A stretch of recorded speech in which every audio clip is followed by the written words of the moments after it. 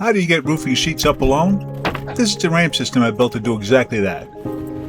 These sheets weigh over 60 pounds, and they're not simple to climb up a ladder with.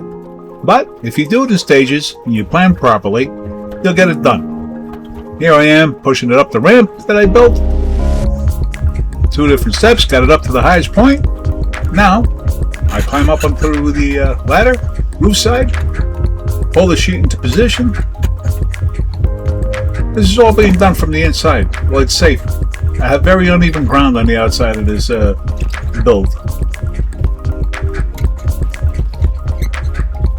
Hats off to these guys who do roofing.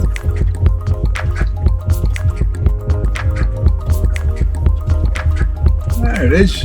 Get it all into position nice and tight. Make sure everything lines up. Plywood edge got to end up on the truss, which, by the way, stick around a little bit. I'll show you when it doesn't end up on the truss properly what I did to get around that. So here I ran into a situation where this stuff dried so much, the trusses and the rain, and it's warped a little bit. So it was easier for me to just go ahead and let it line up this way, since I can't put another half on there, another half an inch of the next sheet on there. I lined this up as best as I could, so it's got a nice solid surface to sit on. What I'm going to do is put a sister 2x4 up against this, secured into this main one.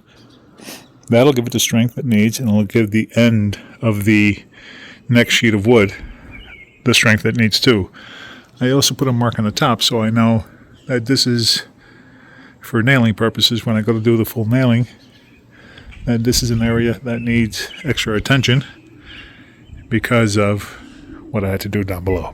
When you add an additional board to the framing, like this case, a 2x4, that's the act called sistering. This is to give it extra strength. You have to fasten it all the way through.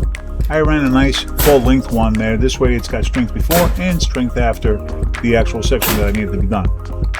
And there it is. Job well done. Sheathing done. From the inside, nice and safe. Please be patient. This takes a while. Roofing's not easy.